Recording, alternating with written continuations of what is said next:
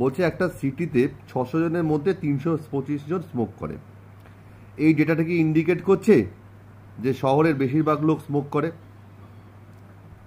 দেখো 80 মধ্যে আমরা কি লিখবো, দেখো তোমরা অবশ্যই বইয়ের লেখাগুলো পড়বে, আমি তার সংক্ষেপে তোমাদের অঙ্কটা আমি করে দেখাচ্ছি। 80 মধ্যে লিখবে P equal to 0.5। P equal to 0.5 লেখার অর্থ যে মেজরিটি স্মোক করে না। আর P গ্রেটার দেন 0.5 মানে হলো H1 এর মধ্যে লিখবো, তাহলে মেজরিটি আর স্মোকার।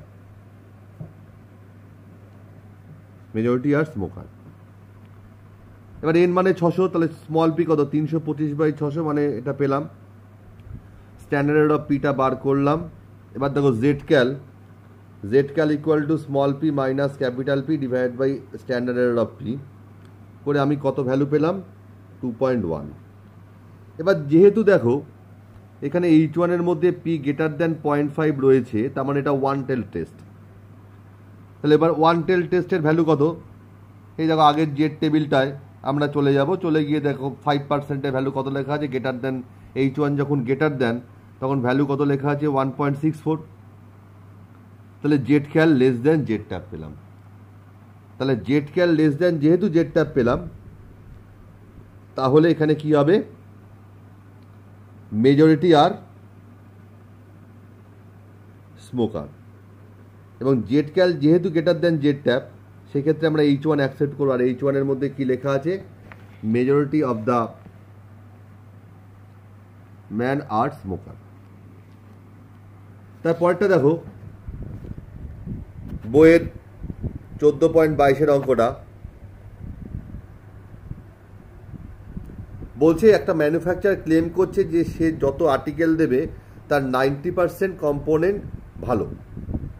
এবার একজন 200খানা আইটেমের মধ্যে সে দেখলো যে 164খানা ভালো রয়েছে, তাহলে তার কি ক্লেমটা সাপোর্ট করছে? দেখো আমরা H0 মধ্যে কি লিখলাম, P ইকুয়াল টু 0.9। তাই P ইকুয়াল টু 0.9 মানে কি, ক্লেমটা স্যাটিসফাই করছে, কারণ সে তো বলেছে যে 90% তার ঠিক আছে। আর ক্লেমটা কখন স্যাটিসফাই করবে না, যখন প্রপোর্শনের ভ্যালুটা 0.9 অর্থাৎ 90% থেকে ছোট হবে। অর্থাৎ এখানেও সেই ওয়ান টেল টেস্ট, এবং যেহেতু এটা মানে লেস দেন রয়েছে, সেটা হচ্ছে লেফট টেল টেস্ট, আর গ্রেটার দেন থাকলে রাইট টেল টেস্ট। যাই হোক, সিঙ্গেল টেস্ট। ছোট হাতের P ইকুয়াল টু কত বার করে নিলাম,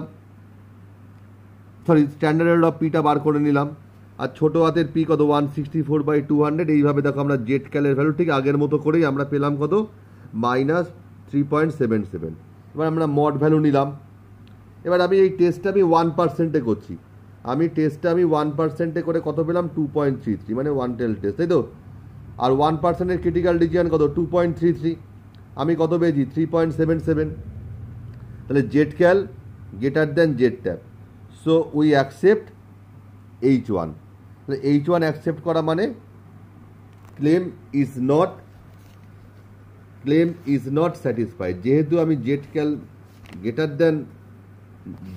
গ্রেটার দেন জেড ট্যাপ এসছে, সেই জন্য আমার ক্লেম ইজ নট স্যাটিসফাইড।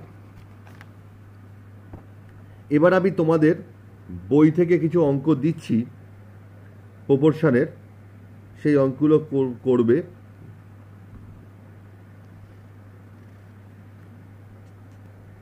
বইয়ের অঙ্ক করবে তোমরা 41, হোমওয়ার্কটা দিয়ে দিচ্ছি আমি।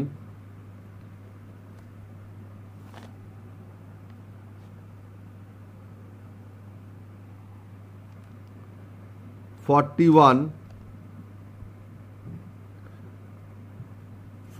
ওয়ান থেকে করবে 48, 41 থেকে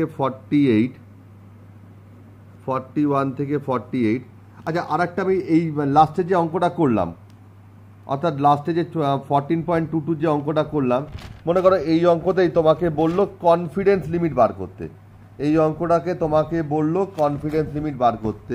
তা কনফিডেন্স লিমিটের ফর্মুলাটা কি, কনফিডেন্স লিমিট কনফিডেন্স লিমিটের ফর্মুলাটা হলো small P plus minus table value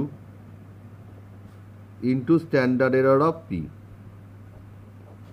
তা স্মল পির ভ্যালু কত পেয়েছি? স্মল পি পেয়েছি 0.82 প্লাস মাইনাস টেবিল ভ্যালু কত দেওয়া আছে এখানে 2.33 into standard error of P কত 0.012212। এইভাবে 0.82 সাথে এই রেজাল্টটা একবার যোগ করবে, আবার এই রেজাল্টটা একবার বিয়োগ করে তোমরা কনফিডেন্স লিমিট পেয়ে যাবে। যদি কারোর কোনো বুঝতে অসুবিধা হয় আমাকে ফোন করে জিজ্ঞেস করে নেবে।